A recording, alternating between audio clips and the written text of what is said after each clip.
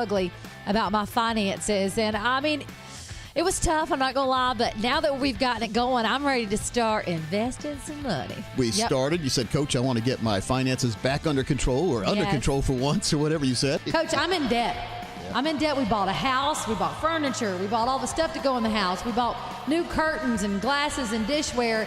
How am I going to start investing if I'm zonk you and put fees on there, so you need to pay that. And don't wait till like the day before. Make sure you pay the zonk you and put fees on there, so you need to pay that. And don't wait till like the day before. Make sure you pay that off like 30 days before they say that if you don't pay it, they're going to get you. Okay? Financial termites. Yes. That's why you got to get a copy of his book. And I think for me, the next question is, what do I need to be focused on with, investing? Do I need to get into crypto? I'm trying to maximize Jackson's college savings account and then my Roth IRA. And it's a lot. Like, it honestly, it's hard for me to manage the day-to-day. Instead of jumping right into crypto, like getting your own Coinbase account, some of the brokerages like Fidelity and stuff have their own Bitcoin account. So they're investing in Bitcoin for you, so you don't have to go through all that. You just invest in their ETF, it's called, like a mutual fund. And IBIT is one of the ones you get in that you can own crypto without having to go through all that crypto game. IBIT is a symbol. It's doing pretty well since it's come out. So look at that. You shouldn't despair. You've done a good job of paying some of that debt off, getting that high interest rate out of the way. We've already talked today. We had a great conversation because now you realize that if you owe even 1 penny on that zero financing for 36 months, they're going to go back and get you interest for every single dollar they loaned you. And I explained some of this in my book here, the big book on retirement. I go in further detail in the second book I ever wrote. I've written 19 now, but the second book I wrote was the fine print fiasco, what they don't want you to know when you buy, borrow, and invest. And so if you call now, if you're watching this and you want to get a copy of both of these books, we'll send them to you at no cost or obligation. All you have to do is call the number you see on the screen. Or let's give the number out right now. Yes, 919-794-7900. Or text Amanda to 600-700.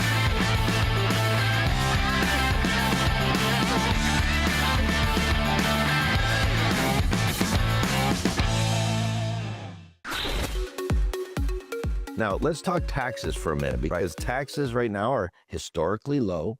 What should people be doing about their tax situation in retirement? Just came out with a book this year. It's over 250 pages called Tax Savvy Retirement. And so who cares how much you have if it's going to get killed by the tax man? If you have a big piece of cheese, it turns into Swiss cheese really quick before you would see it. So we need to make sure there's ways that we can isolate some money from the tax man. There's special tax balancing we could do. If you have a big gain and a loss, we'll sell the loss and sell the gain and come with that, take that money, and now you have a tax-free, basically. So there are a lot of tax strategies out there that are overlooked, underutilized, and should be used all the time to put people in control of their retirement. Let's dig a little deeper into that, because Roths play a big role in that. Love the Roth. And cash value life insurance can play a big role. So talk about some of the ways that you can get people tax-free income. Yeah, well, the Roth is a good one, but the problem is the more money you make, the less you can qualify for it. So what I found, I call it Roth times 2, is the life insurance industry. Yeah. And matter of fact, if you haven't had your life insurance policy, if you have one, if you haven't had it analyzed in the last 5 years, you need to, because some of the life insurance companies, matter of fact, the biggest ones, the A-rated ones and above, have come up with something called a living benefit rider on your life insurance accounts. If you have a new policy, you may have that. If you don't, you really need to get it looked at, and you need one, because what this lets you do, Tom, lets you take your death benefit out while you're still here to pay for long-term care. So there's no need for a long-term care policy anymore if you have a life insurance policy. And the beautiful thing about a permanent life insurance policy is once you qualify, they can never kick you out. They can never raise your rates. You can even pay your policy off. So you could be sitting on an asset you don't even know. If you have a life insurance policy right now that doesn't have this, you're costing yourself a lot of money. Yeah. I've moved more of my personal wealth to cash value life insurance. My premium was $226,000 a year on a 12-pay life policy, but all that money and more is sitting in there that I can take out tax-free. And what a lot of people don't realize is much of the money in annuities and life insurance is creditor protected, so they can't sue that. I'm from the state of Arizona. It's 100% creditor protected. That matters to business owners. That's gigantic. That's huge. I mean, who wants to work all your life to build something only to be sued away with it? I mean, if people can attack you these days when they see that big, fat, juicy wallet you have, you're going to be a big target.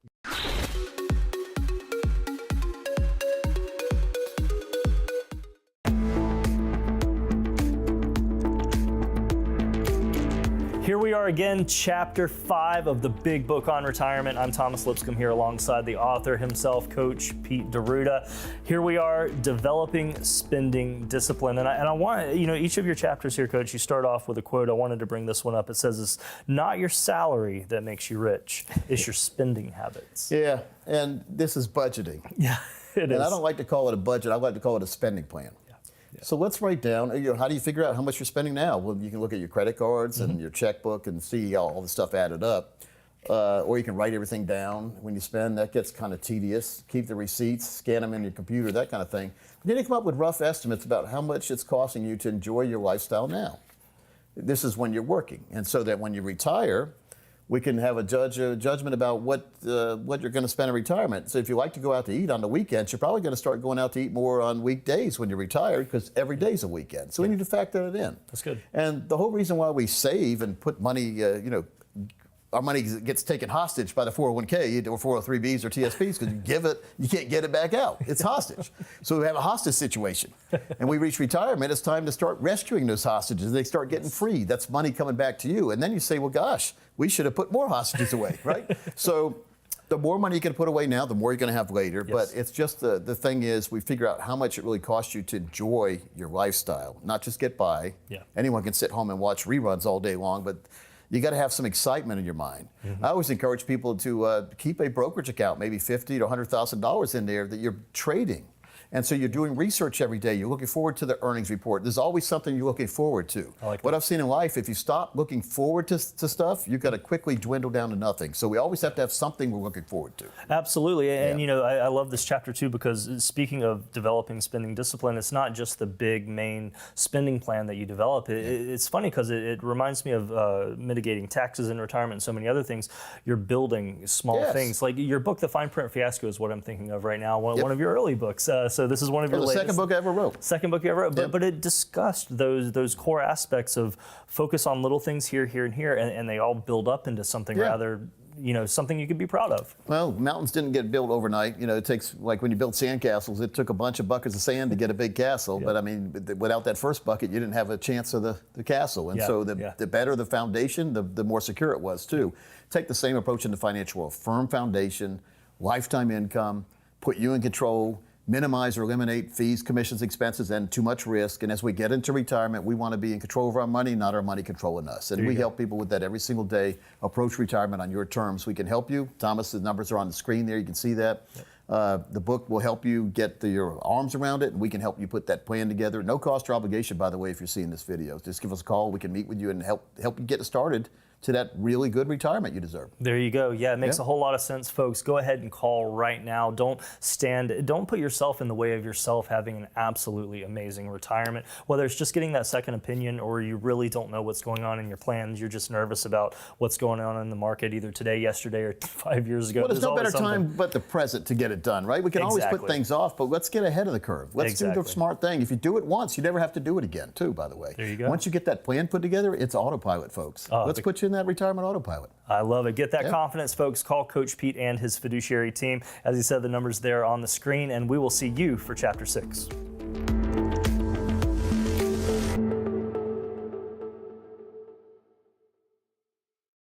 Hey, I'm Coach Pete D'Arruda, president of Capital Financial. Folks, the financial world is very, very confusing. That's why we put together a series of educational videos called webinars. You can see them at any time by signing up at CoachPete.com. We'll see you there.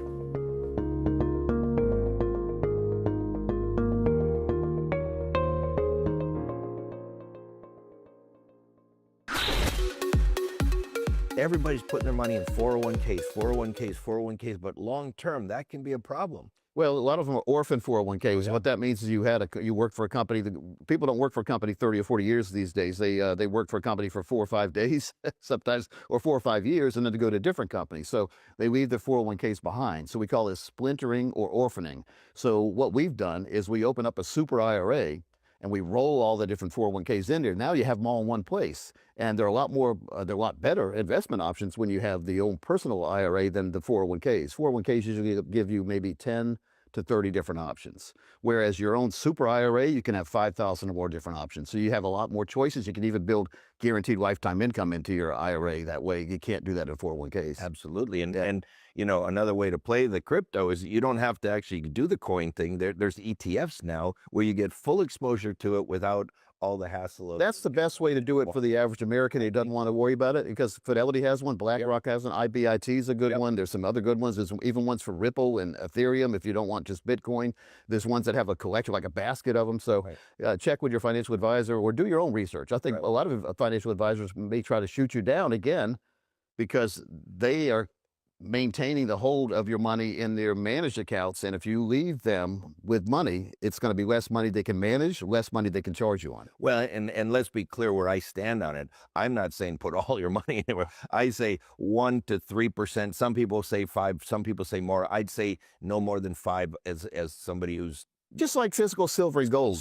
Just a small amount, because the performance can be so high, it can help the entire portfolio. And again, and if you just put a little bit in there, if it does go away, you didn't lose the fortune. Right. And now there's even a Bitcoin short. So if you don't believe in Bitcoin, you can buy something that if it goes to zero, you're like your million headed out to zero. So, and just so you know, once Bitcoin went up, what is my risk? My risk is that it goes back down. And so I bought some of the short just to hedge against it going down. I hope it goes to zero, but I mean, I hope the hedge goes to zero. But if Bitcoin goes to zero, I'll make. So you're protected on both sides. On both sides. That's when once you start winning the game, you win the game, and you're winning Monopoly, right? You have Park Place and Boardwalk right now. You can build all the houses you want. Right.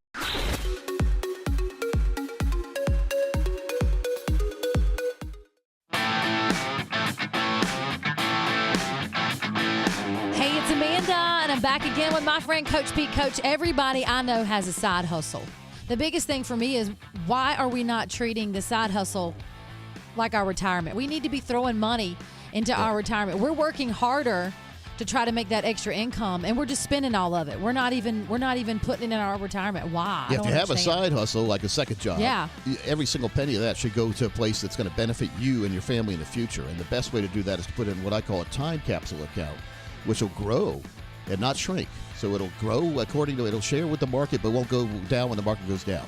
When the money comes in, you put the money in your retirement account, and then you pay everything else. What's a retirement account? See, the confusion these days, and it's widely known that a real retirement account is going to give you lifetime income you can't outlive and can't go away. Mm-hmm. But yet Wall Street tells you they have a retirement account that'll give you this magic return. And you put the money in, and all of a sudden you start losing money. And you have fees. And all of a sudden the money's not there. So have a plan.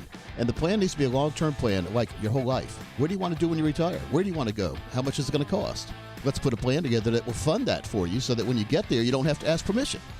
You know, when we were little, we had to ask permission. When we're older, we shouldn't have to ask permission. But if you don't have money, you're going to have to ask permission. It's going to be hard. You got to ask the bank, can I please have some money so I can go on to a vacation? And the bank will say, when are you going to pay it back? You know, so again, it's all about having the plan that's designed ahead of time to put you in charge and in control of your retirement. Jackson just turned 3. Can you believe that? Happy birthday. 3. And I feel like it flies by. It does. Every single year. You talking to me? Yeah, I'm talking to you. And you talked me into, setting up his account, and I did set up his 529. Yep. But I need to get back on track with some other things now that, hey, school's back in. Year-round's already back in. Regular calendar's about to go back in. So how do we get back on track? How do we set this up? Yeah, it's about having a routine, and a positive routine, a routine that'll get you in control. It takes about a month to form a good routine. It takes about 1 day to form a bad one. So the good routines are putting money aside for retirement, making sure your money's going to be there, make sure it's growing now, and make sure you can have a lifetime income from your money and know what that income's going to be ahead of time. Now, that sounds like a lot of steps, but we do that for every single one of our clients, and I've done it for the last 33 years. What do I need to do to have that backup college plan for Jackson? Yeah, well, my daughter, Carrie, I've had 2 529 plans for her over the years, so a North Carolina one and a Utah one, and she's using the Utah one. She's going to University of Alabama, and that's not a cheap place, so lucky for her daddy put some money aside. But there's more to life than the 529 plan. You could put money in your 401k plan and then borrow against it to fund your college education for your child if you wanted to. Ooh. I don't really recommend that. I think you're better off doing the 529 plan, having something that's segmented and that's destined to go to education instead of saying, I want to rob my retirement so my child can go to school. Recently we went on our bucket list trip to Montana, and I met this couple, and they told me that they travel in the country, and they were well into their 70s. And I'm like, how in the world do they afford to do that? And I thought about it. They played their cards right. They retired because they invested and they did it the right way. Investing is one thing, but what I've seen a lot of successful folks lately, they have a tax plan. So that's why I just wrote the book, The Tax Savvy Retirement. Doesn't matter how much money you have if Uncle Sam's stealing it all. So let's design your retirement money in a way that you will benefit more than Uncle Sam will. You are right here in Apex, North Carolina. Yep. This is where you're located, and you can come visit. I mean, literally, he's a North Carolina man. Amanda, I've noticed an alarming trend lately where a lot of advisors from other states are trying to use AI and use a lot of advertising to get people to do a Zoom meeting with them, and all of a sudden you're sending them a check to a different state. I would never do that. So we're local. Come see us. We have 27,000 square feet here in the Coach Pete land, we call it, in Apex. Come see us. All right, Coach, what is the financial fill-up? And there's the sounder. Remember when you're little, maybe you don't, some people do, being in the back seat. I remember being in the back seat of Mom's station wagon, and she'd go to get some gas. She'd pull in, and she'd hear. And then the guys would come running out. They'd check the oil, clean the windshield, and fill the car with gas. Yay. All for 49 cents a gallon. I love that. That was back in Wisconsin in 1974, right before the embargo and all that stuff that happened. Anyway, it's all about making sure that we have enough income, and that's why we started talking about a financial fill-up, because it has to be something that we can understand. And when you get to retirement, you understand the fact that your bank account magically fills back up every year. That's a financial fill-up. Coach, tell me about this race car team that we're building. Yeah, well, when you watch these races on TV, these are multi-million-dollar cars that are zooming around that track. Gigantic engines of the best of all technology. But what if you spent your whole life building a team, a race team, and when it came to race day, you forgot to order tires for the car? Oh, no. That's what's happening to most people these days with these gigantic 401k balances, or these retirement fund balances. They see a big lump sum, but they don't know what kind of lifetime income they can get from that. That's the tires on the car. And without the tires, the car ain't going where? It ain't going nowhere. I thought I couldn't handle my own retirement. Yep. I'm just going to be honest because I'm a woman. But the truth is that anybody can call you and anybody can sit down and say, here are my finances. I need to set them up. Let's go. I see a lot of people that just want to get their arms around what's going on. Yeah. And so a lot of times one of the two spouses handles that by default. Many times it's a guy. I don't know why, but that's what happens. And so I think both spouses need to know what's going on in their retirement accounts especially, but every account. And you need to learn. Don't just ask your spouse. Learn why your spouse is selecting what they're selecting, so that if your spouse isn't here, you can still go forward and not be intimidated. All right. So we spend a lot of time with folks like this, especially divorcees or whatever. So getting them right on the back on the track. I need a concierge service. Do you handle that? Oh yeah. I got enough going on. We have a private wealth division for $10 million and up too. But what I spend my time most of the time on our second floor, which is for anyone who wants to get started with a plan, has a plan they're not sure of, had a plan with an advisor they don't really trust anymore, or losing money, whatever. Yeah. Or getting close to retirement and realizing your planner never put together for you a retirement plan. If you look at all your statements and you don't see here's what your monthly income will be in retirement forever, in other words, can't go away, you don't have a true retirement plan. And most of you listening don't. If you have a 401k, you don't have a retirement plan. You have a building instrument that's building money up for retirement, but it's not a retirement plan. So, Coach, most people are just saving money. Yep. Building up, like you said, that instrument. They got that 401k, they're building up, but they're not seeing a growth on their statement every month that their money's not making money. Yeah. Well, if you don't really have a true retirement lifetime income plan, in other words, getting income for life when you retire, not dependent on the stock market, it's almost like building a gigantic skyscraper, but not having any furniture in it. You're building, but you don't really have that income. The income is the only thing that's going to get you through retirement. Social Security, that's income retirement, but you have to have some more. So your 401k, we need to translate what kind of lifetime income you can get from that lump sum in that big skyscraper account you have called a 401k. Yeah. Let's see what kind of income you can get from that. My grandparents were working. They would work for 30 or 40 years for a company. They'd retire. The company would start paying them a check. That was called a pension. Yeah. Well, they took pensions away a long time ago. They said they went the way of the dinosaur, probably about that time. So now it's up to you to design your own income plans with the money you've already put aside. So that 401k, that big skyscraper with no furniture, let's make sure it's furnished. And that's by designing an income plan on the money you've already put aside. The years are flying by, and I always say this to you. You need a good lawyer, you need a good tax man, and you better have a good financial planner. And that's what we have with you. Thank you. Yeah. Well, it's all about looking at what my clients want. I'm serving my client, not the other way around. I wish Congress would realize that too. They're serving us, not the other way around. Yes. But we serve our clients, and we make sure our clients are protected and taken care of and have no worries as they approach retirement and go into retirement. We call that the financial red zone. So if you're in that financial red zone, which is 5 years out of retirement, I like to say age 52. Because I'm 59 now, and about 52, I started worrying about retirement. So I'm using the Coach Pete meter right here, and the Coach Pete meter says at 52 and above, you really need your own total retirement plan, which looks at what you have now and translates that to lifetime income for you and your family. So if you don't have that, you need it, call right now. We'll put one together for you, a total retirement plan at no cost or obligation.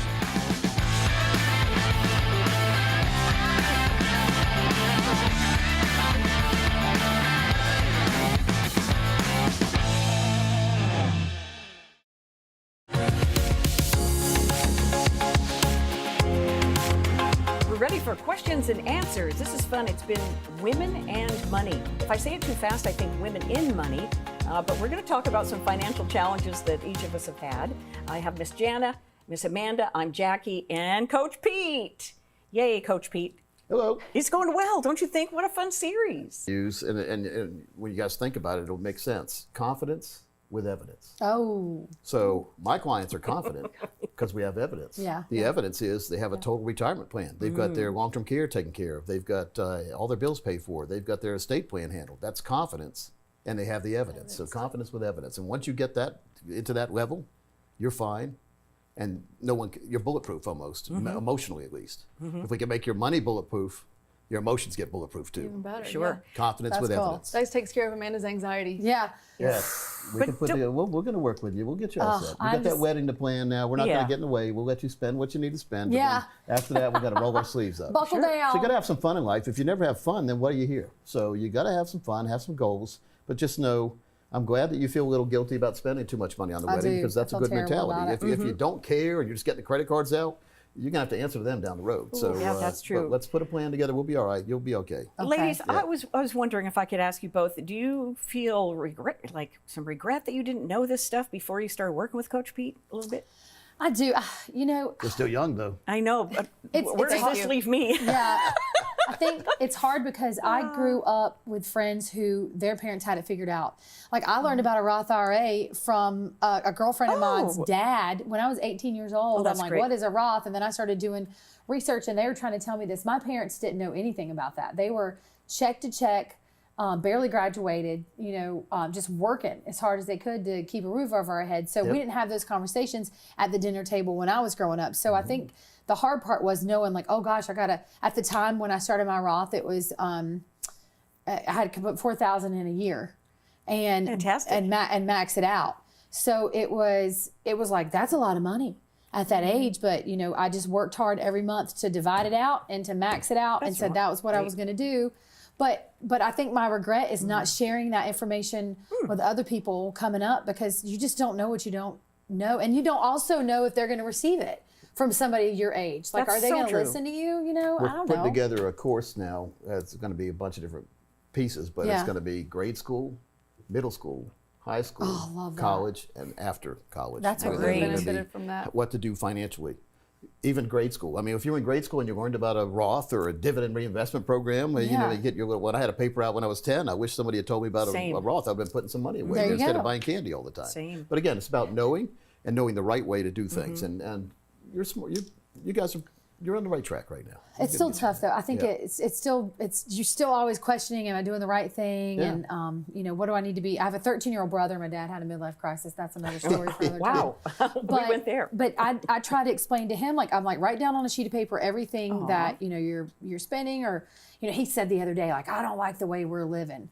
And I'm just like, oh, okay. I'm like, so I made him write down like everything my dad spends. And I'm like, if you don't like your life now, like this is what you'd have to make every year to even be able to afford this lifestyle, then you better be a doctor, Wow. lawyer, or surgeon or something to be able to afford this. And I think that kids these days don't know where the money comes from, how the money gets spent, True. and Yeah. just what it takes to live. And I say, so to wrap it up, and what I was trying to say is the regret I have is not being harder on being more of a friend than a coach to the younger people in my life. Yeah, but we're going to make it easier with that series. We're going to Let's come out go. workbook series for. But I different feel ages. you on will they listen to you? I feel like even in broadcasting, you know, in general, and being in radio and having blonde hair, they never listen to me.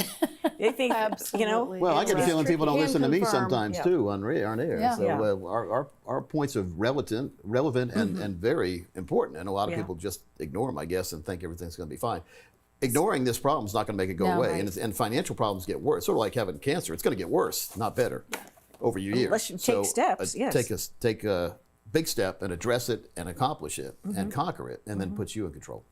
You know, I was the complete opposite of Amanda, and I still kind of am. I don't want to be bothered with the details. I really don't. Well, Just handle it. I have a lot of clients like that, Jana. They just want it done. Yeah, I want it done, and I Yep. control so many different things in my life and my career. When it comes to this, I defer to the expert. I can't be an expert in everything, like you can't be in everything, but you are an expert in this. I don't repair my own cars anymore. Yeah, No. and I trust you. And so I think that was, I wish I had done my research earlier, and Yeah. it wasn't to educate myself on where to put my money and what to do. My education earlier would have been find a partner.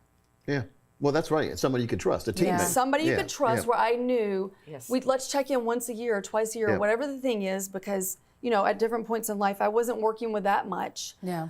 You know, and I've been in sales forever, and I have huge years and I have okay years. Right. And I needed you many years ago to tell me on those huge years, Where to put it the money. away. don't take quite so many trips. Yeah. And, you know, I had a lot of clothes. But you have a lot of good Yeah. memories Stupid too. stuff. I have So good those are memories. priceless. That's true. Yeah. So Yeah. really, I can't be mad at you for I spending know, money and I there. don't regret it, but I Yeah. can't imagine.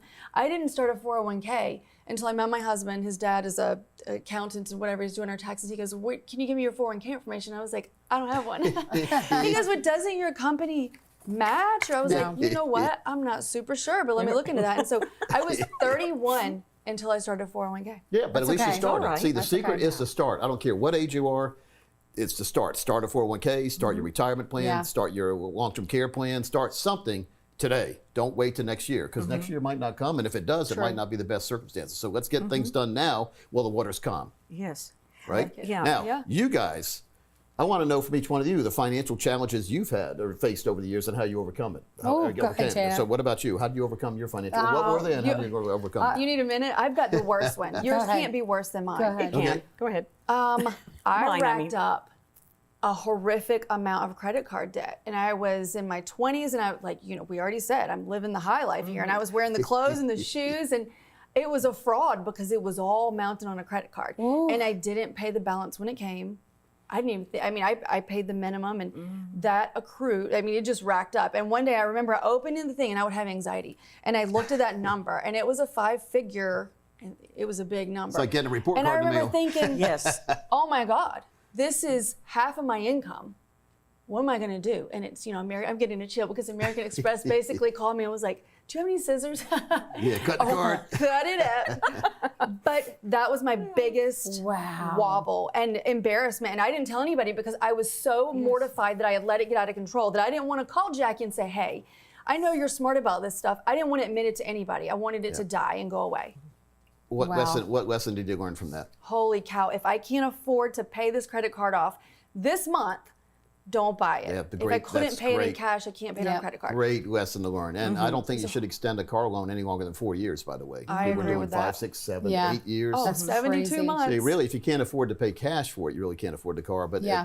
my max loan's always been 3 years. 3 years, because Yeah. that's bad enough, right? But Yeah. you see some of the folks, they're on their 4th car after they started buying overpriced cars, and they would drive for 2 years and then trade it in for another car. Roll that So now negative that equity. 4th car has a value, let's say, of $60,000. Yet their loan they owe is $80,000 because Oh, it's boy. all So the you're other paying bills all on the the cars on there. So depreciation. be very careful about toys. Toys can get you in a lot of trouble, especially expensive man toys, we call them, like I was about cars. to say, they think but toys women are for fall the for that boys, too. but Yeah. But clothes for women, makeup, it's clothes, true. bags. Shoes. Yeah. You know, we all, I have a daughter. I know she's 20, so I know exactly what you guys are falling for. And don't feel bad, because Madison Avenue spends millions of dollars a day to get you to do the bad things you're doing. No. I was So the influenced. secret is, my mom taught me this a long time ago. When we go in the store, we didn't have much money. She said, "Keep in mind, little Peter," little Pete. She said, Petey, what she's calling me, Petey, is you have the money, and the stores are trying to steal it from you. Oh, So she I said like that. that. She's smart. And we Money go in in the your store, pocket. and I still remember that because your money goes what? Well, you ever broke a $100 bill before? How fast does gone. it disappear? It is gone. So money goes a lot faster. How Once long it's did it take broke. to get that $100 bill? A lot Yes. longer than it took to lose it, right? You go to McDonald's a couple times, the $100 bill is gone these days. So be very careful about how you spend it. But Janet, you learned your lesson. And was so a hard then one, when yeah. you got, so you probably your credit had to recover a little bit after you You paid the bet it bill off. did. Your credit score went down, but now you build your credit back up. And Yep. when you charge something now, what do? Pay it off Pay as it soon off. as soon as the bill Pay comes. it off. See, I think it's get your points. Wall Street Journal called me the credit card king in 2012. They wrote an article about me because I said I like to charge a lot, but I pay it off at the end of each month, and therefore your credit score gets higher and higher. That's the tricky And you get more part. rewards points. So There you can you be a go. credit card queen Yeah. by charging but paying off. Yeah. Charge it, pay it off. I remember the old Flintstones episode. Betty and Wilma got credit cards, and I remember them saying, "Charge it!" They run to the store, and then Fred and Barney kept getting the bills. So even back on the Flintstones, they were saying, "Don't charge on credit cards." Oh, that's All right. great. What about you, Jackie? What's the biggest financial challenge you've had? Or are we done with yours? Is there part 2 for you? Yeah, I just feel nauseous, so let's move on. Let's Is move there on. a part from 2? No, there's not. So, but you overcame that. I did, and it hurt so badly that I can feel it all Hurt over so again. good, we say. And I vowed never to go back. So Somebody I sung know a what you song mean. about that. Hurt Yeah. so good. All right, so Jackie, Okay. what was the biggest problem you had or financial challenge you had, and how did you overcome it? Mine is the saddest story here, probably. But a man of God told me once, "You're here on earth to learn lessons." So I've learned a lot of lessons. At your own expense sometimes. That's right. And I married a boy toy a little bit. He was 7.5 years younger, and he did not have very good responsibility around money. The one thing he did teach me, which was good, is that we bought a business. Oh, Yeah, what I kind know. of business did you have? Bicycle shop. Oh. Did you sell new ones or did you service old ones? Oh, all new, you know, the people The who were real fancy- those retired. fancy bikes? Yes, and it was a great Spend business. a lot of money on a bike. Yeah. these days. And all that they're stuff, but he liked to trade some of the bicycles for other things, and there was a little bit of Nose candy stuff?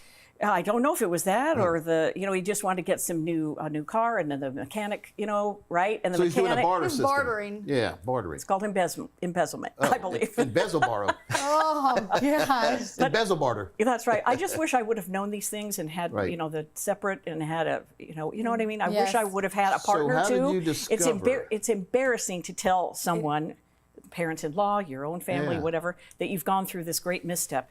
How did you Right. discover that he was doing this stuff? And I told you the saddest story on here today. Upon his death at 39 years old, Oh gosh, that's Gosh. so young. 7 days away from being 40. How did he pass away? He took too many of those funny pills that the doctor gave you, the oxycodone. Remember during the oxy whoa. time when Gosh. Michael Jackson and the the How'd you oxy. meet him? I met him. He was a ski patrolman. Were you out there skiing? Were you a ski bunny? Can we make this a whole separate episode? I feel like this needs to be. insane. I told you it was going to be the worst story. Where were you? Were you skiing out in the mountains in somewhere? Vail. Oh, Vail. Yeah, I worked for a broadcast network, and they allowed me to work in Vail. So You know what just stuck out to me though is you used the same word I did, that you were so embarrassed. You didn't want anybody to know that you It's- had financial and issues. We need to get past that because if other people hear the story, they won't do the same thing Yes. usually, right? yeah, but that was a different era. You know what I'm Yeah. saying? This information just wasn't available to me. I wish I Yeah. would have. And some of the things that you talk about, this lifetime income and all that, those savings vehicles and distribution vehicles are new and have really neato tires and Oh, they're great great. bells on the bicycle and ding dong. It's just some bells and whistles that. Financial products Yeah. get better every year, just like new cars do. Like the 2020 car is not as good as the 2025 cars are full of those bells and whistles these days, aren't they? So the financial products are better and better these days too. So if Right. you have an older product, 4 years or even 3 years or older, it's time for review because there might be some better ones out there. Plus, a lot of them I've seen lately have a lot of financial termites hidden in there. Those are unnecessary fees, risk, Oh. commissions that are embedded into your plan that you can't see. We can see that. So we can do an analysis for you. All right, for you. Okay. Oh, gosh, there's so many. I think my biggest regret is not having the confidence to ask for a raise, and because you're paying yourself. And I allowed people that have worked. At the place you're at now. Well, and everybody is. Yeah, And I think that if you have experience, life experience is enough. You know, Yeah. I hear some women say to me all the time, life experience is enough. You know, Yeah. I hear some women say to me all the time, well, I've only been at this job 5 years. But I'm like, well, wait a minute. Overall, how long have you been you've been In working this field, You're right. 40 or you're 50. Get what you're worth. Don't Yeah.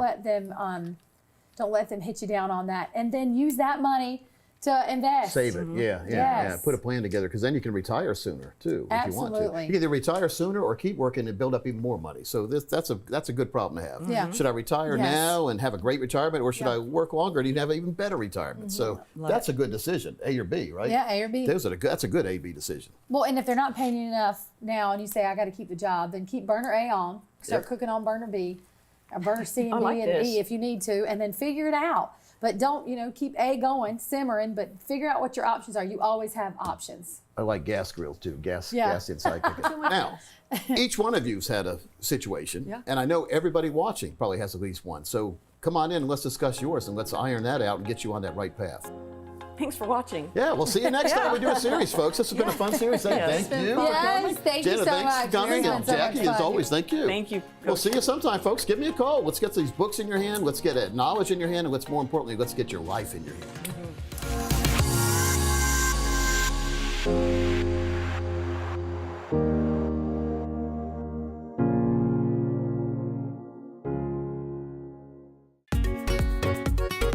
How much of your Social Security income could potentially be taxed? If you know the answer to that, you could be the recipient of one of Coach Pete's free books. Isn't that right, Coach? Yeah, we've got 2 books we're going to give away. You get your choice. You either get the big book on retirement, which is over 300 pages, one of the newest books I've written, and the absolute newest book I've written is Tax Savvy Retirement, over 200 pages to put you in control of the tax man before, during, and after retirement. Very good book as well. So you'll get your choice if you answer this question correctly. All right, so this is the question. How much of your Social Security income can potentially be taxed? And here are your options. A, 25%, B, 50%, C, 85%, or D, the full. And they're actually written by an advisor. But let's talk fundamentals. Yeah, very important. I mean, if you watch any sporting event, you can tell the teams that the coaches spent a lot of time making sure that the players understood the simple tools and techniques, and then added to that. That's good. If you try to jump in like up here and you didn't learn down here, you're going to quickly fall back down. So building blocks, fundamentals, especially in retirement. What are some of the retirement fundamentals? Making sure you minimize your risk, minimize expenses, maximize what you're saving, maximize your income, have that autopilot where you never have to worry about outliving your money, and you've got at least that amount coming every single month for the rest of your life. It'll never be less, could be more.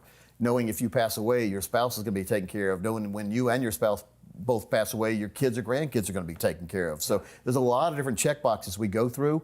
Nothing you really have to worry about. You can read about it in the book, or you can get your own plan done. With us at no cost. But Well, and that's kind of the whole point of all this, isn't it? You know, we talk about financial planning. You can get into the weeds and know all of these terms and what's going on here or there. But at the end of the day, most people just want to walk on the beach, want to swing the golf club, throw the rod out there and try to catch something good, or go flounder gigging, you name it. Like most people don't really want to know this, but at a certain point, you got to find someone you connect, trust with, and make that one decision to get the plan. Because like you said in our last episode there, once it's done, it's done. Yeah, we're more than happy to give you all this behind-the-scenes information, by the way. Yeah. And you can put it in a file. You might look at it someday. You might not. But we have it all backed up. But we put all the important and pertinent information on a one-page plan for you, showing you in color, different colors, what it really means to you. Yeah. What's my lifetime income going to be based on what I have right now?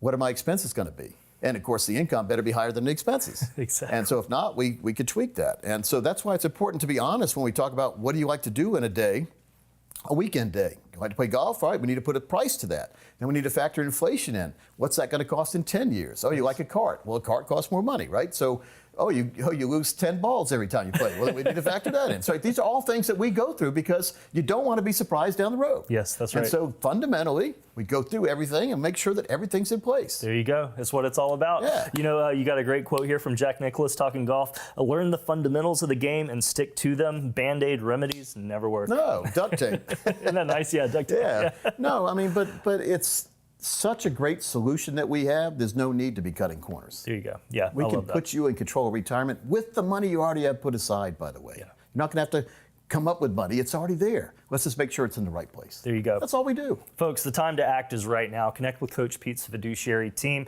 with the information that you see there on the screen. Get your questions answered, but even more important than that, let's get that plan. Take that worry, as you like to say so often on your radio show, Coach. Take that worry out of living in retirement. Yeah. And folks, we'll see you for Chapter 7 here shortly.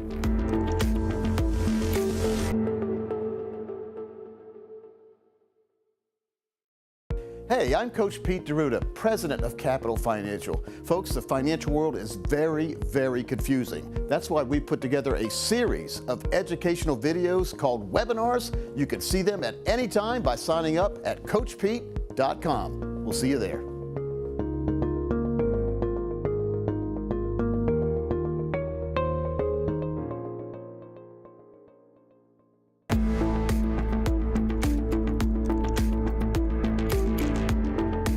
Welcome back into our series on the Big Book on Retirement. I'm Thomas Lipscomb here once again alongside best-selling author Coach Pete Deruta, having a great conversation with you here as we're walking through this series. And Chapter 7 is all about understanding the end game. And I like this because, when it comes to retirement planning, something that you've talked to me about, Coach, is you want to understand an individual's dreams, aspirations, goals in retirement, and you can sort of work backwards from that based on what they have. Yeah, and it's a fun process to find out what you really want to have happening in your life, and then we can work backwards, and we can, for most times, tell you that's possible if we do certain things now. There you go. We move this money there, and we put that money there, and everything's fine now. And so it's not about just hoping everything's going to be fine.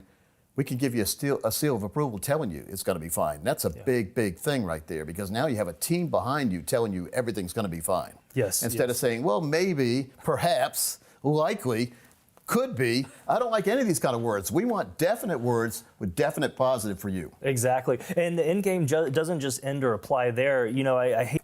Or if you have it electronically done through a planning organization like us, it's done automatically. You don't have to worry about it. So the burden of proof lies on the institutions, not on you when you have an institution help you. Like that. That's good. That's a big time bomb for folks if they do the wrong thing with money or your money in IRAs. When you take that money out, you're going to have to pay tax on it, unless it's a Roth IRA, which is tax-free. If you have a Roth and a regular IRA, then people say, well, which account should I start taking money out first when I'm in retirement? My opinion, if you got, so that's why it's good to go. Like when I go to my doctor, he's been. So that's why it's good to go. Like when I go to my doctor, he's been around for a while, and so he's seen. No matter what I say, he's seen it before. He doesn't have to start Googling. You don't want your planner learning with you, in other words. Oh man! And so we've seen the mistakes people have made, and our objective is to make sure you don't make those same mistakes. There you go. And the definition of insanity is doing the same thing over and over again, expecting different results. But a genius learns from other people's mistakes. Well, we'll learn from other people's mistakes to put a plan together for you that makes a lot of sense. Very powerful. Yeah. Very powerful. So get your own plan now. There's no cost or obligation. You got the book. The book is a great tutorial, by the way. But then you can have the teacher, the professor. You can meet with the professors and me, who I've educated all my advisors. They understand everything. On one. So we're going to use real cases, of course, no personal information, but these are scenarios we put together for clientele that we're looking for that safe, reliable, guaranteed income, but also the legacy, earning 60. So we had about roughly $2.5 million in retirement savings. This is a combination of IRAs, 401ks, Roths, after-tax fund. It was even 1 million of the 2.5. What this did was we always work with A+ or higher companies, but they become the custodian. So instead of having it in 401k like Fidelity or Vanguard, we use companies like Nationwide, Athene, North American, A+ rated insurers. So in this scenario, that million, based on this A+ rated company, got a 30% bonus, which pushed the insured value to 1.3 million. That's 300 grand going towards their retirement income, no matter what the market does. Now, when we run worst case scenarios, we're talking about 0% market return, absolute worst case.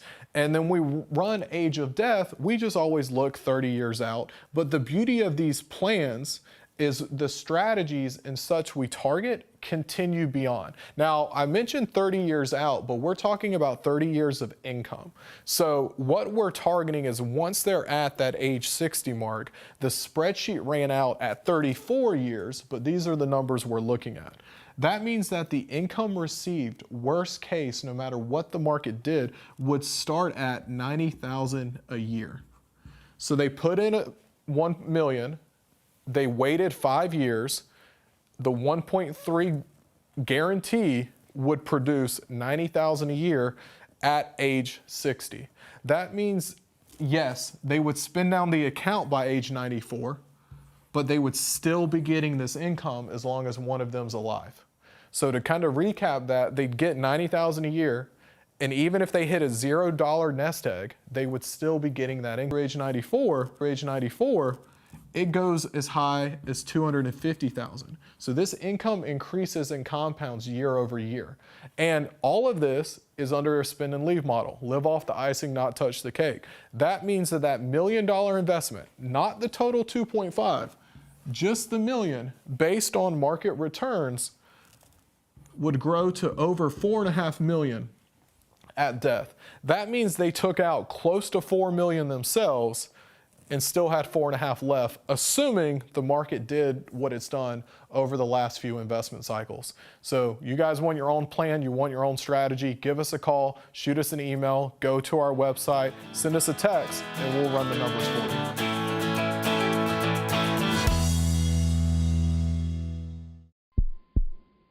This big game, every move counts.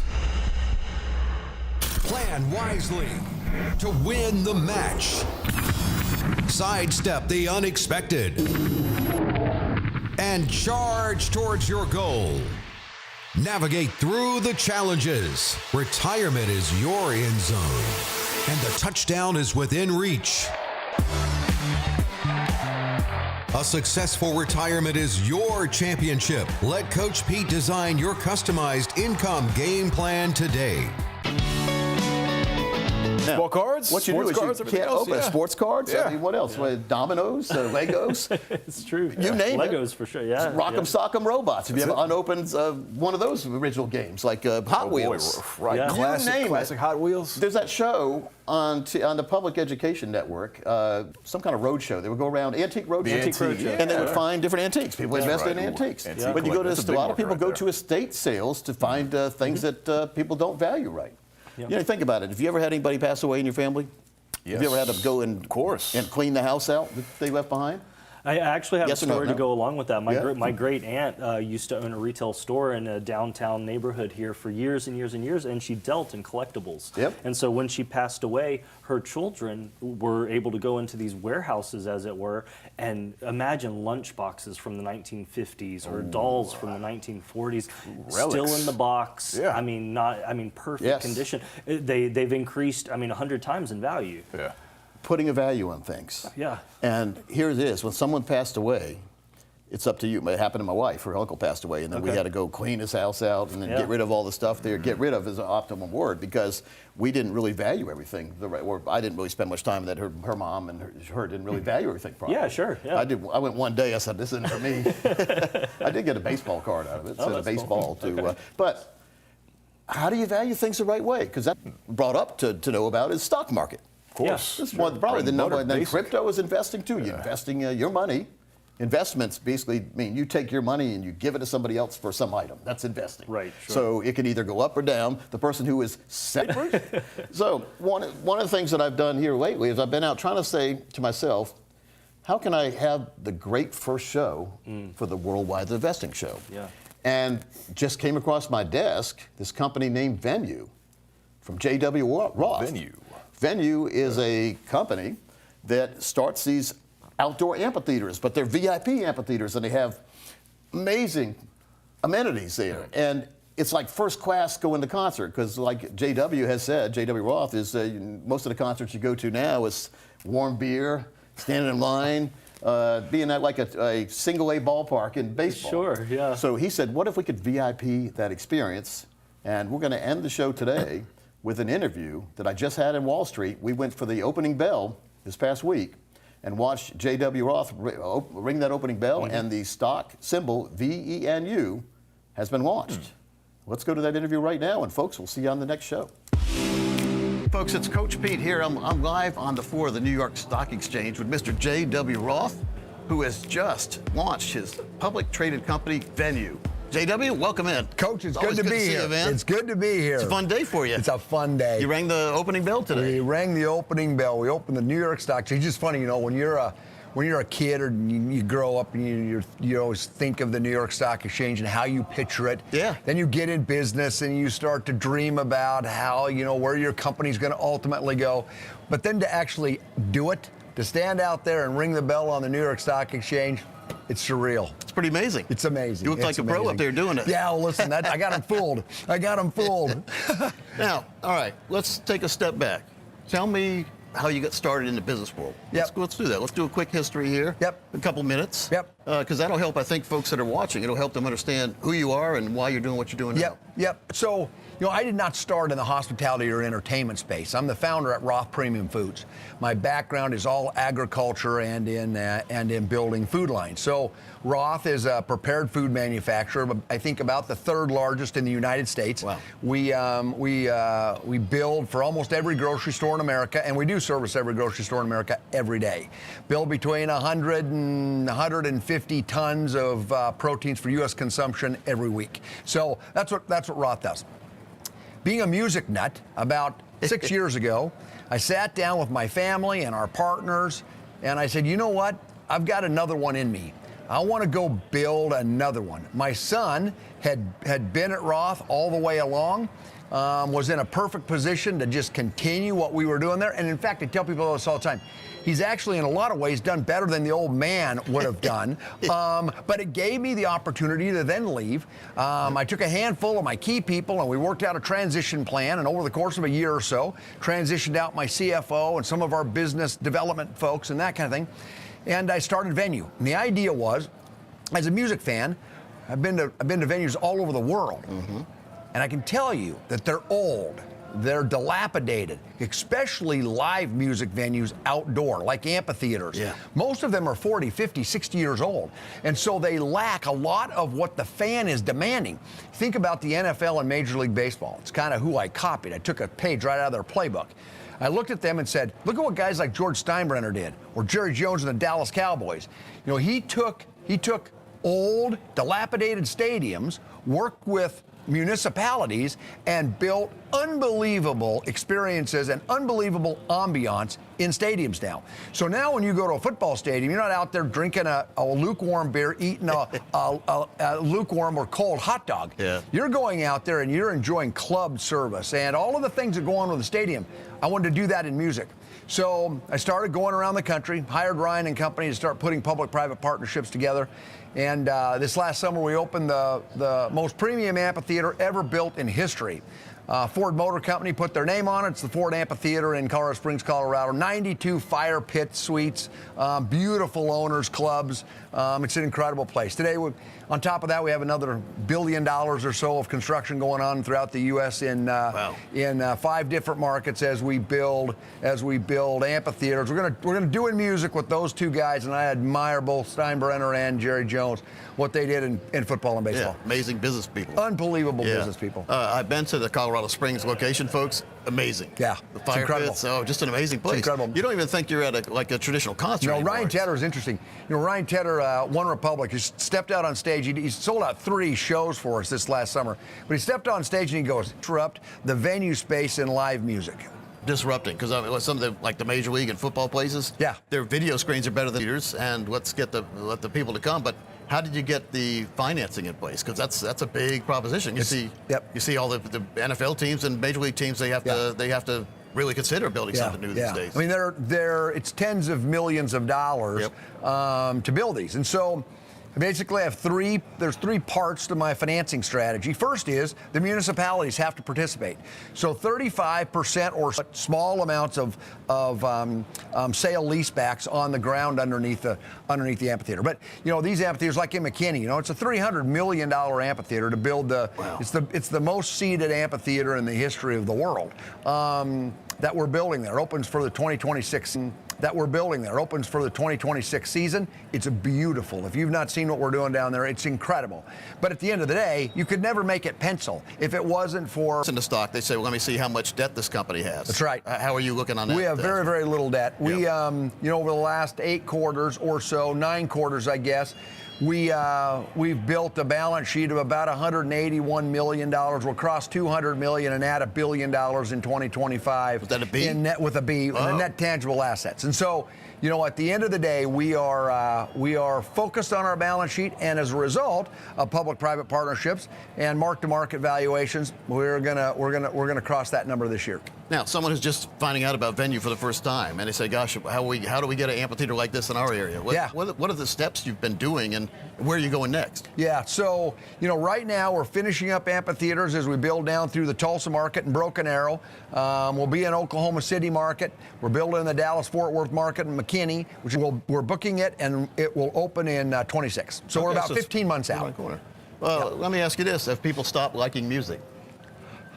The world ends, right? Yeah. If people stop liking music, I think the world just ends. It's the only thing I can think of that is unifying, right? At the end of the day, 2025, again, for the 10th year in a row, it's the #1 leisure activity in the world. In the world is live music. So bigger than baseball, bigger than football, bigger than soccer, worldwide, #1 leisure activity, live music. And it's most unifying. Think about this. Where else can a Republican and a Democrat, it's live music, and everybody that's watching this has been, they know, it's a vibe, it's a feeling, there is an ambiance, it's a feeling, there is an ambiance about live music you don't get anywhere else.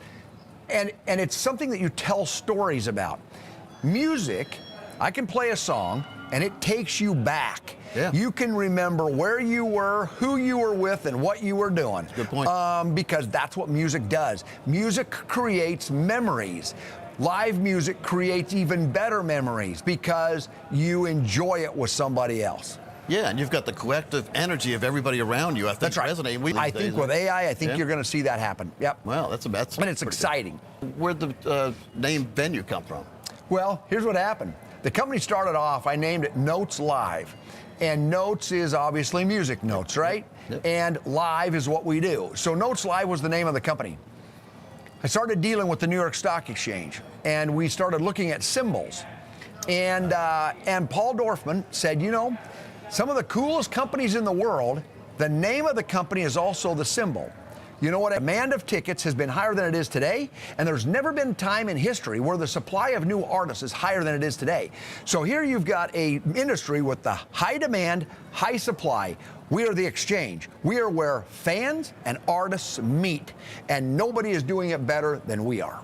Symbol's Venue Live, by the way. Yep. Great symbol. Yep. Venue Live. Yep. Now, somebody who wants to invest in one of the new places you're building, is that possible for someone to have a and use virtual reality to actually sit in any of our venues, or buy a ticket and come out to the Ford Amphitheater this summer and catch a great show. I saw the Steve Miller Band last year. Really good band. Steve Miller Band was a great show we had this year, but we had just so many great shows. A fun place. So someone should come and look at it because you can actually invest in one of the VIP fire pit spaces, right? Yep. Right, and is that a lifetime ownership when you invest? It is lifetime ownership. And I tell people this all the time, too. At the end of the day, the best way to understand what we do is to experience what we do. And the best way to experience what we do is come sit in my suite at the Ford Amphitheater. I did. Yeah, you awesome did. Place, Dang awesome right place. you did. Yeah. J.W. Roth, folks, and the symbol is venue, and then the website venue.live. Venue.live. Love to have you as a shareholder. Always great Coach, to see you. thank you. Yes. See you later, folks. Bye-bye.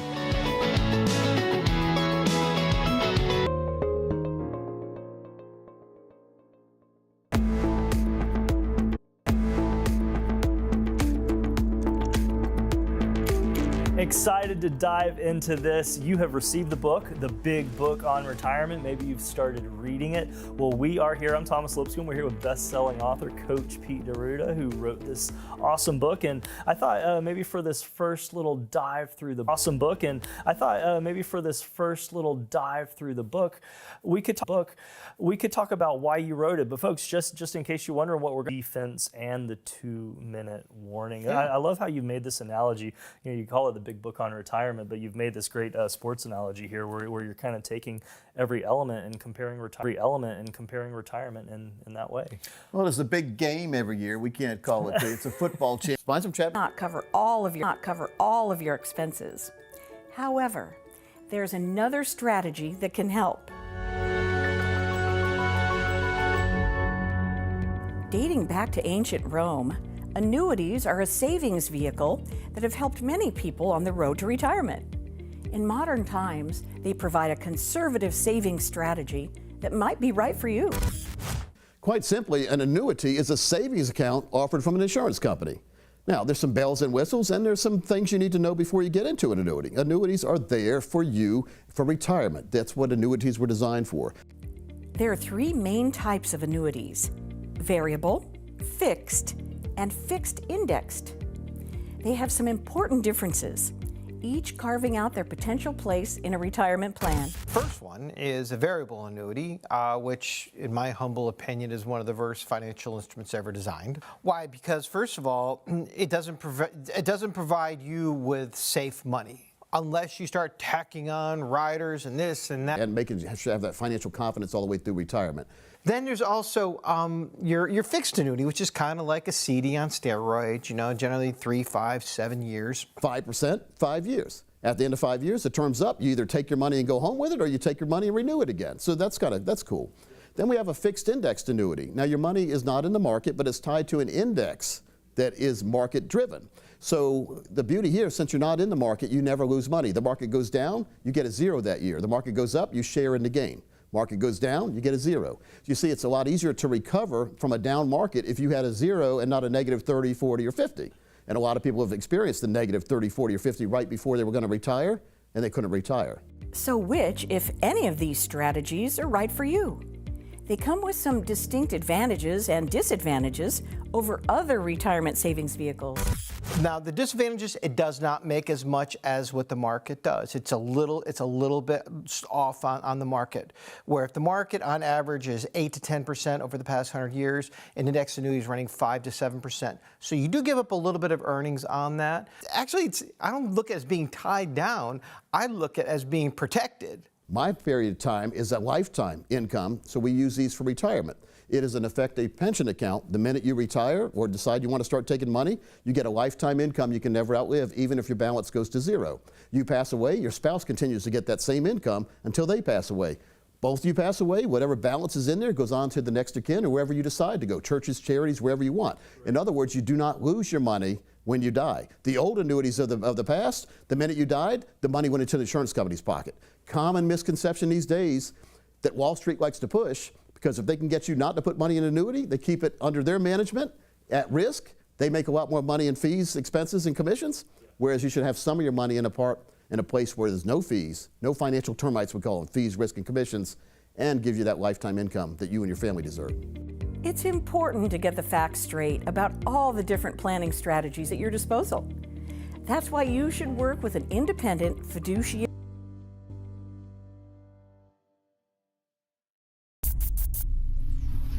What do you think is the number one tech aspect that's going to change the way everyone listening does what they do? Whichever one you want to talk about in that capacity, it makes me very happy because it lets me get it lets me get easily 200 to 300% more done a day than I do without it.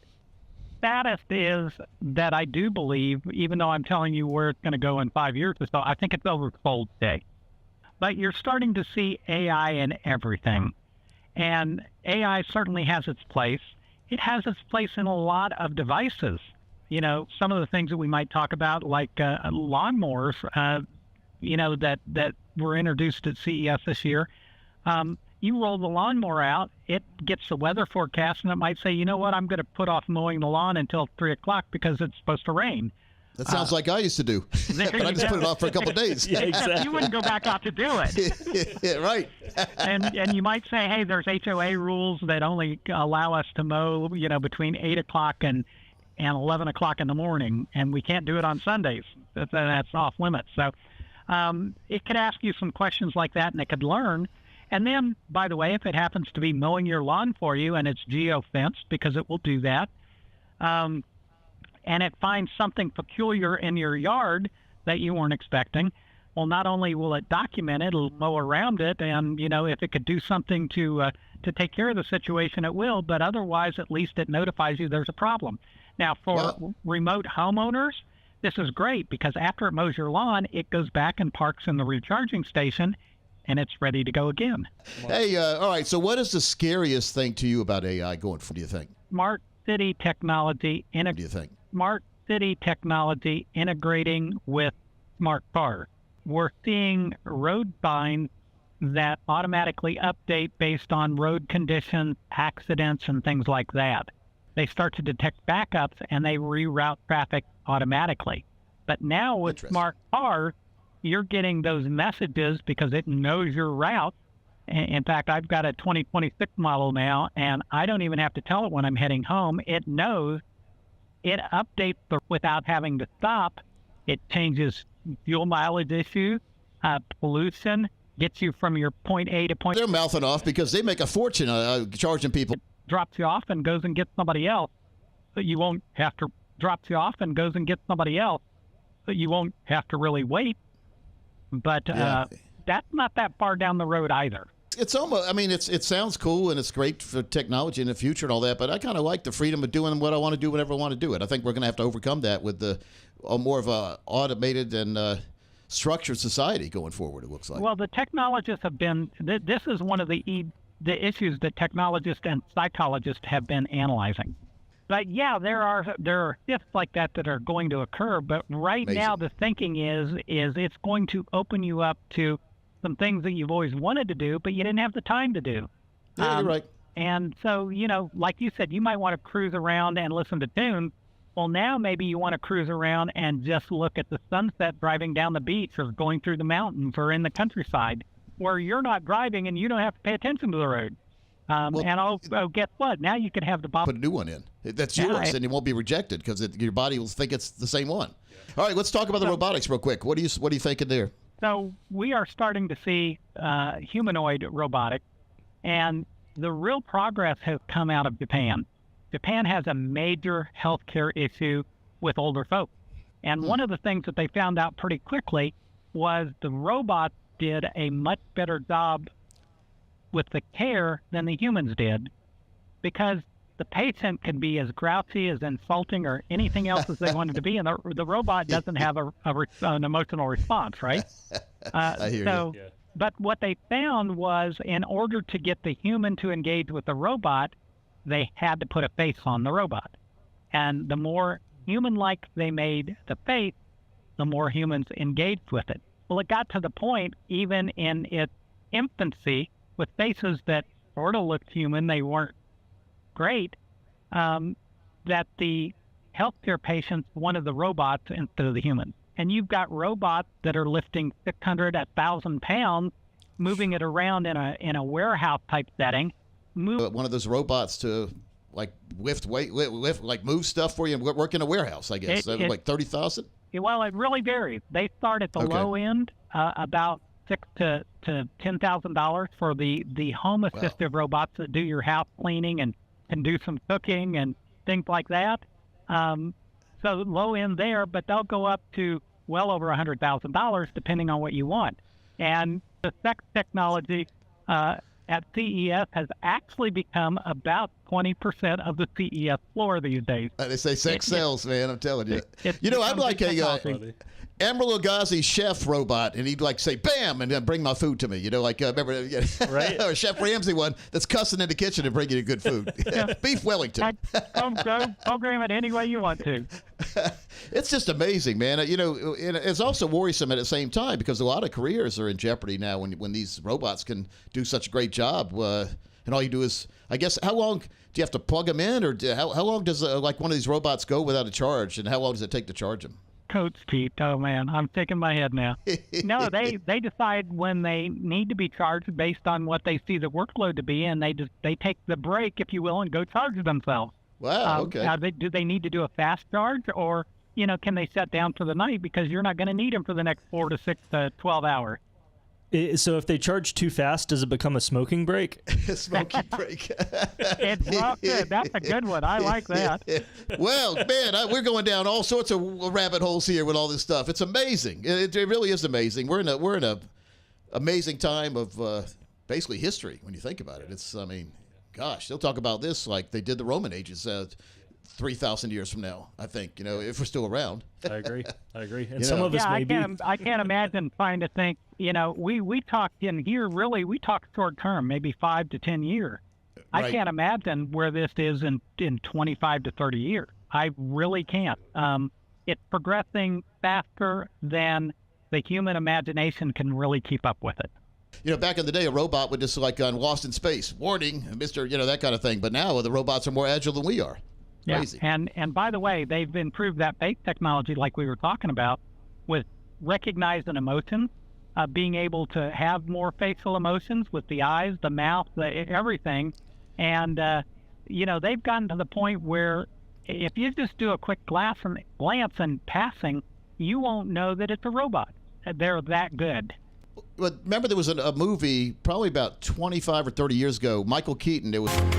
Welcome on in. This is Women and Money. Jackie Selby, I have the beautiful Jana Asplund and Amanda Daughtry. Hey, hey, hey. And of course, the one and the only, Coach Pete DeRuda. Hey, Coach Pete. Good to see you guys. How are you? This is going to be fun because we did one of these about 6 or 7 years ago and have a pretty good mastery of what we're talking about. You'll be all set in retirement. Or on the way to, or through life, set in retirement. Or on the way to, or through life, but you'll have a good retirement too. Sure. Yep. And I think this is a fun representation of generational ladies here. We have maybe, It's still hard. I'm not quite in the trenches. But today, I have probably way different questions than I would have had 6 years ago. Well, look at this. Between 2018 and 2023, women's wealth has risen 51%. That's from a survey by McKinsey. So that's, global wealth only rose 43%. So women are out wealthying. Is that a word? Yeah, out earning. But unfortunately, we're trusting the wrong people to make the decisions or to be the decision maker. So it's okay to have somebody in the family be the decision maker, but everyone in the family. It's okay to have somebody in the family be the decision maker, but everyone in the family needs to know what's going on. Yeah, and women are family needs to know what's going on. yeah, and women are generally the caregiver. Continue to save. Yeah. Do you find it interesting when folks come to meet at Capitol that it's maybe just the man who kind of takes the lead and the woman fades to the background on the decisions or the explanation? That happens more than it should. And then later on, sometimes the lady may have questions, but they're overlooked by the man sometimes. And he said, it's okay, we're going to be fine. I want to make sure both spouses are fine before we go forward and I sign it off on a plan. Because if it doesn't make sense to one, it shouldn't make sense to either. Well, it's a lot of information. And like Amanda said, we're used to thinking about other things as women. So, Well, part one is you need to find somebody you can trust and work with. And that's for sure. Whether it be a man or a woman or a team of people. We have a team here. We have men and women on our team. But and so we don't tell someone you can't meet. If you want to meet with a woman only, we can set you up with a woman only to meet with. I just think it's better to get everyone's perspective. We do a team philosophy here, so you'll meet with one person or a team of people, but then the whole team gets together and works on your plan. Sure. Team and a plan. Yeah, because so we do team here, so it's hard for me to understand. Like you said, when the man and woman will come in and the man asks all the questions and basically the woman feels like she's not even allowed to talk. That shouldn't be that way. Annoying. Because as a man, you see that. All the time. As a man, I know you guys are gonna outlive us. Yeah. And my wife is 7 years younger than me, and usually you guys outlive us by 7 years. So my wife has a pretty good deck of cards in her hand. Well, especially when you're bringing a significant paycheck to the table. Yes. It's kind of like, where's my voice? I want to be heard. How are we investing? I want to diversify. I want to put my funds in different places. And the man's like, no, we should do this. So I think that when you have someone like you in place, someone like a Capital Financial Advisory Group, to sit down and say, hey, this is really the smartest thing to do. This is really the smartest thing to do. And that kind of takes the tension out of all of the planning, I think. The best plan is one where you have a coach who's... Sometimes it's really uncomfortable to take the first step, though. Because you either show up to a situation, whether you're buying a car or a house or coming here, and you know what I mean? Yeah. Let me tell you from the guy's side why and I see it too. I see the bad side too. I see what happens. I see when the guy just concentrates all on the guy, like the guys are just having chit-chatting about fishing and all that and golf. Right. And they're here we basically not paying attention to the woman. The other side says that if you are there with your husband, Eric, and I look at you too much, Eric might get mad at me. And so he might start thinking that I'm, trying to kick you under the table. Never consider that. So that's what goes through my head because I don't want the husband thinking I'm hitting on his wife. In other words, so we have to be careful on that too. So as a guy, but I like to get both husband and wife involved, and I make sure to ask questions of both of them. Yes. And then when the husband answers, I say, well, how does that make you feel, Jana? And that's something that's overlooked a lot of times. Sure. How does it make you feel? And what do you want to feel in retirement? So these are all big questions that we have to factor in when we're putting together the proper plan. You don't mind if we start a few questions here, Coach? I love questions. Okay, good. Does it surprise you that women are surpassing in the wealth area? I hope not many guys are watching. No, it doesn't surprise me at all. Women are very smart when it comes to money, and matter of fact, make better decisions than men many times. There went my man card. Right. Uh-oh. Better turn it in. But No, women are on top of things a lot of times and want to learn, but a lot of times they're sheltered from it and not by their choice. Jana? in your life? I mean, now you're busy. You're both of you guys are busy women. so Like all busy. three, you're busy working women. Yeah. Back in the day, my mom took some time off from work. Back when she had three boys, she had three boys. I was the first one, but then she had to go right back to work because you have to make money. Yeah. And so, but she was more worried about bringing my brothers and I up and working than she was about having to manage the household. And my dad had a computer store and he was a college professor, so both of them were busy. And many times you felt like as a kid, we didn't have any money. It's because we did some of that out, so it made it a whole lot easier. So if you'd like to get a copy of that Little Green Book of Life, it's on Amazon. Just look up Little Green Book of Life on Amazon. I've given it to everybody in my family. Yeah. Yes. The thing I like about it is, ladies, we are going to inherit a whole bunch of money from our parents. Yes, Are we? Yes. Hopefully. And you know how Coach Pete was talking about his wife is 7 years younger, right?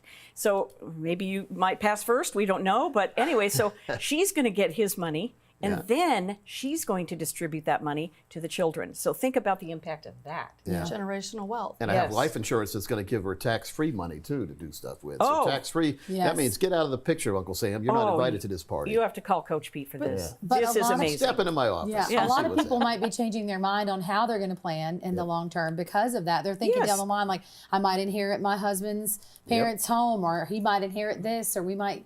So how does that impact how we plan long term? And I think if women start thinking about that earlier, that's the goal, is to get them to one up them, to raise them up, say, hey, you need to start thinking about this in your 20s and your 30s, and don't depend on other people that aren't doing it to give you advice on it. You got to depend on somebody like Coach. Yeah, and a final point before we move on to the next segment. Sure.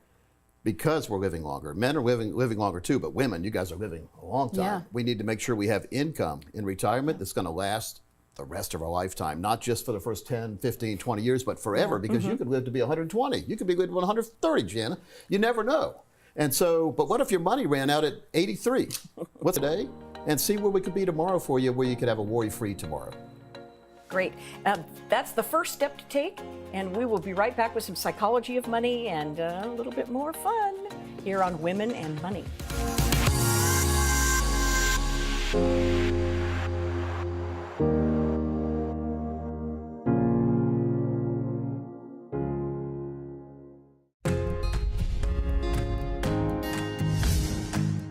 Hey everybody, it's Coach Pete with Matt Scuderi. Matt, thanks for coming today, by the way, appearing here. We're going to go over 9 ways to protect your nest egg, which we have them golden eggs because every single portion of your portfolio to me should be treated as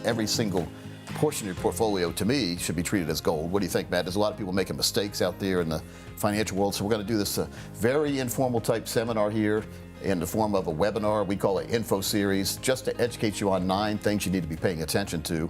We've jotted down some notes here to make sure that we stay on track, and we're going to try to do this in 30 minutes or less for you, so it's not going to be a long one. If you have more advanced questions, you see the chat button there. It's always going to be available if you have a question for us. If you'd like to request a meeting, because you're attending this info series, there's no fee or obligation if you'd like to have your questions answered or request a meeting with one of our professionals, either in person or on the phone or on Zoom. It's amazing what we can do these days. Yeah. I used to, back in the 90s, I'd get in my car and go to see people at their kitchen table. And so we're available for that too, by the way. Never had more fun than visiting people at their kitchen table and going over things. And I ate real good too, by the way. And sometimes I'd be there during dinner time. But number 1, and these are things we need to identify, taxation.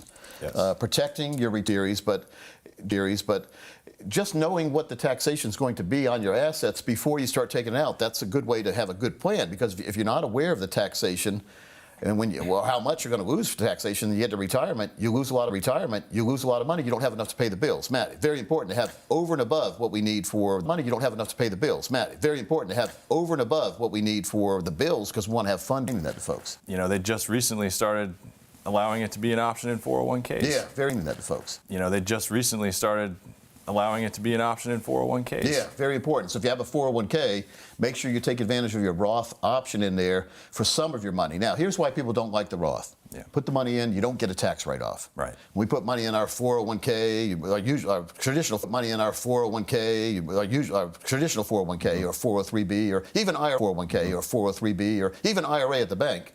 We like to be able to deduct that money from our tax. I think it's a bad time to get the right plan. Just make sure of that, okay? Number 2, treasure hunters, we call this. This is safeguarding your retirement assets for what happens when you're not going to be here anymore. So we all want to leave our assets to our children or grandchildren, want to make sure they get left in the right way, want to make sure what we leave to them, actually gets to them. Matt, what happens in between when people die? If somebody sues you, the umbrella policy will kick in and protect you. Do not tell anyone if you have an umbrella policy, because they will sue you to that amount. So be very careful on that. But umbrella policy is very important. Utilizing the proper insurance, also having proper life insurance in place, can give a tax-free asset to your children and grandchildren that you don't have to worry about, that's not going to be lost in the stock market. If, like, let's say we have a market crash a couple years before you pass away, and half your money disappears and then you die. Right. Well, if you would have a life insurance policy, it would help make up for those losses in a tax-free manner. Yeah. How many questions do you think you get a week about life insurance? Probably not enough. Not too many, honestly. Yeah. And I think it's mainly because most people don't realize the certain tax-free aspects of it. Oh, man, it's amazing. Now, if we go over $10 million or more in life insurance, we need a special life insurance trust called an ILIT. Right. But for most of the folks watching this, $5 million, $6 million, $7 million, very, very affordable. And we're going to tell you later on how the new life insurance policies let you use the death benefit while you're here to pay for your long-term care stay. So stay tuned for that. That's very important. Yep. But if you have any questions about life insurance, about tax-free, if you do it within 5 years, they'll find it. But let's say you do it, and you're not worried about the government finding out or whatever, and you leave your assets to your daughter. And your daughter is getting ready to get married, and then she gets married, and then they get a divorce. She gets half. She gets all your money, but the spouse, which is the former spouse, takes half your money and leaves. Let's say that your daughter gets in a wreck, rear ends somebody. It's all her fault. She was on her cell phone or whatever. Maybe she'd been drinking or whatever. So big lawsuits happen. Yeah. And she gets sued for all the money that you gave her retitled in her name that's really your money. She loses all that money. So there's a lot of drawbacks to retitling assets. Be very careful on that. You've heard probably these stories too, right? Oh, yeah. All time. Yeah.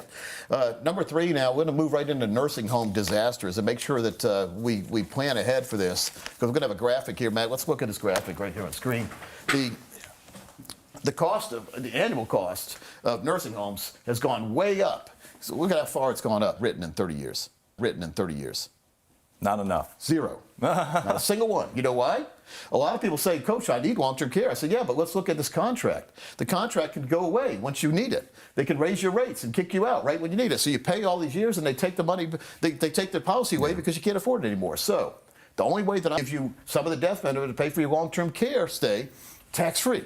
And so it doesn't put you in a tax situation. If you also end up not needing the long-term care coverage, you still have the ability to reach in and grab more. Yeah, tax-free turns into life insurance. And you also can live on some of it. If you set it up correctly, you can have a tax-free retirement account. We can show you how to do that too. Yep. So there's no better product than a life insurance product. But there's so many different companies, and many of them aren't good. So make sure before you get one of these, you make sure you get the best. These are A+ rated companies. Don't go for these B companies, folks. Our policy here at our company, we never recommend anything below A-. We want to make sure the company's there when you need it the most. This is the best known solution to the long-term care dilemma that I know. All right, so very important to make sure that you understand exactly what's going on in the way as possible. Yeah. I mean, at your age, Matt, it's probably very, very cheap. Yes. I'm 58. It's a little bit more expensive, but you know, the best equity you have when we're talking about life insurance is your health. You may not be able to qualify tomorrow if something happens. So that's why we want to get it and put it away and forget about it, because it's there for you when you need it the most. Yeah. You can also borrow against your life insurance policy's cash value down the road, but we don't encourage that unless you really need it. But they're the 403B. Most of them I've seen don't show you what you could get income-wise from that policy or for that amount you built up, and it sure doesn't show you the Wall Street models. There's something called the Monte Carlo simulation. It basically says you've got all this money in the stock market, leave it there, so we can keep making fees on you, basically. Yeah. Leave it there, and then you can start taking out a certain percent, sometimes they say 4% of this money each year, and you've got about a 92% chance, is guaranteed never to go away. Yeah. And here's another thing, for both spouses. Yeah. You could have an IRA, which is an individual retirement account, and you could have your spouse on there, so if you pass away, the spouse continues to get that income. Yeah. It's a magical thing, folks. You have to see it to believe it, so make sure whoever wrote that in, make sure you get one of the first RICPs when it came out about 10 years ago. And a lot of the professors I've had years ago. And a lot of the professors I've had on my radio show. So it's pretty cool. But it works in the market. Still have your lifetime income plan. Folks, it gives you peace of mind. And that's our goal for all our clients, to give them peace of mind to and through retirement. All right, now, inflation. All right, now, inflation. Oh, boy. Not anyone's friend. No. We've talked about inflation forever. I've had 32 years I've been talking about it with clients, 21 years on the radio. Nobody paid attention, Matt, until a couple years ago. Right. When we started having let's look at this graph right here, folks. The inflation graph. This is what we call buying power. And I like to say, what if you had a big $100 bill in your pocket, and every year it just starts shrinking. And as it shrinks in size, it shrinks in buying power too. But look at what we're talking about. This is $100,000 right here. And what's happened over the last 20 years is the $100,000 purchasing power is now about $50,000, Matt. So you've lost half your money without doing anything bad. This is where you just had it. Maybe your money wasn't keeping up with inflation because we've had a high inflation rate lately. We always aim for at least 3 or 4% return per year to combat the normal inflation, but you have to have accelerated inflation coverage too. We saw 7, 8, 9% inflation. It's a silent killer. Kind of boring topic for a while, but it's not too boring. Kind of boring topic for a while, but it's not too boring anymore when we talk about going to the store. You know, I rile people up sometimes. Say, well, you know, you remember going to the grocery store 5 years ago? What did it cost you? Because we usually get the same things when we go to the store. We might add a couple junk food things we don't get every time. But you always get the milk, the bread, those kind of things. The vegetables, avocados, they've doubled in price the last 5 years. I love avocado. I eat avocados like apples. So it's we see it. You see it. Everyone sees it. We see it. You see it. Everyone sees it. So what do we do about it? We could all complain about it. We could build a plan for both you and your spouse, and everything would be fine. Build a plan for both you and your spouse, and everything will be fine once you get to retirement. But then you decide not to be together anymore. So now you need 2 houses. You need 2 loaves of bread every week. You know, it's 2 different refrigerators, right? So 2 different places. So we need to make sure we have a plan that could still help us if something like that happens. Lawsuit protection. People get sued. So you need that umbrella policy we talked to before. Certain trusts. If you meet with attorneys, we have attorneys we recommend. They can put together a plan. I like to say nothing's 100% bulletproof, though. Right. If something goes wrong, but it gives you there, and he was like, "That one hasn't talked to me in 20 years." So I was just like, "We got to get that fixed." So review your designations, your beneficiary designations each and every year. I know it seems tedious, but sometimes we forget. We've heard stories before where someone did get a divorce and they never adjusted their beneficiary designations, and then they got remarried and they still had the old spouse as a beneficiary on your life insurance, and it's hard, very hard, to get that reversed if you're passed away. Yes. So your ex-spouse could benefit. So another thing is TOD and POD on your accounts. Transfer on death, TOD, is for brokerage accounts. That's sort of a beneficiary designation. POD, payable on death, your bank accounts, your CDs. This will bypass probate, and that'll save you some time and heartache in the future if you do that. And so that leads into our 6th point here is probate. And so those TOD and POD, very, very important to make sure that, probate's a process. It means when you pass away. Now, if you pass away, if your spouse passed away and you're still here, there's no probate process. Everything that's in your name is yours. If you're jointly listed, you control that jointly. So. Hey, Coach, here's an RMD question. Someone says they have to start taking their RMDs, the required minimum distributions, right now, and they've got several different accounts. He's wondering, which one should they pull from first, and how does he know? The most important thing is we need to look at where these monies are categorized. So if some of these IRAs are Roth IRAs, distributions by December 31st. Yes. You seen anything that you want to add to that, Matt? It's like it's kind of crazy, isn't it? I would be curious to know why she has 3 separate IRAs. Yeah, a lot of times we recommend that you roll all these IRAs together in one super IRA and then have an income plan attached to that. So now you not only have that money in a safe place, but now you have lifetime income you can never outlive. And then we can show you how to take the money out for the MRDs. A lot of people tell me they don't even need the money, but they're made to take the money out. So we've had strategies before where we turn the tables on the government. They make you take money out of your IRAs because you have to pay tax on it, then take that money and buy a life insurance policy that will give a big number tax-free to your next of kin the next year. But if the market's fluctuating like that, using the market rules, the Monte Carlo simulation, taking 4% out, you could get less money out each year. So that's 40%. Well, now you have 1.4 million on the good side, but let's say it went down 40%. Now you have 600,000. Are you willing to lose $400,000 of your $1 million retirement just by having your money in the wrong place? You've already got to the finish line. You're right there. You're getting ready to win, and instead you turn around and run the other way. Seen this in football sometimes. The guy scoops up a fumble and he runs the wrong way. Or a Roth conversion. Why, yes. Or a Roth conversion. Why, yes, you can. And there's special rules with the Roth. You want to make sure you deal with it because of that. They put money away tax-free. And so then I said, well, I got to put money away tax-free. And so then I said, well, I got to learn about this retirement thing. So then this is the one about this retirement thing. So then this is the one that I'm ashamed of in this industry here, the financial churning. They have your money. They're going to help you manage your money. Yeah. And money that goes out of your account, that's money you don't have there the next year building interest. Right. It was great. All right, well, what's his or her qualifications, right? So we need to make sure we get a quality plan. I write about that in my book, the big book on retirement. You see it right next to me over here. We've got a camera angle right there. Big book on right next to me over here. We've got a camera angle right there. Big book on retirement. Now, what approach do you think we should use as far as being reasonably conservative, but yet still wanting to max it out? Hey, Matt, do you think people ever argue about money? Yeah. All the time. I'm gonna let you. What do you think with that one? That's a pretty good question. If you want to be conservative, I would go on the low end. Yep. Maybe 5-6%. Yep. But I think the better way to look at it is balances and where you lead right into this, because there is a lot. If you're dealing with a money management fee, they have a quarterly management fee. That's a little different. That is not included in the fiduciary law because that is a disclosed fee that's coming out, a management fee they call it. But commissions should not be coming out of your money. Right. We are compensated by financial institutions out of their money, not your money. Very important distinguishing remark right there, because, and if not, make adjustments to get you on the right track. We spend a lot of our time, you have enough money, and you may think you have to work 5 more years. Yeah. So let's get the money allocated in the right place. Let's get a plan put together to make sense for you and your family. Let's give you that financial freedom you deserve. Matt, we make available now through the chat box. Request an appointment if you'd like to have your own plan put together. We call it. Or Illustrator, it's a lot there. Yeah, Visionary Engines. In other words, you can Or Illustrator, it's a lot there. Yeah, Visionary Engines. In other words, you can hypothetically put different numbers in to see what really could happen. You envision. Hey, I'm Coach Pete D'Arruda, President of Capital Financial. Pete D'Arruda, President of Capital Financial. So, people rates compare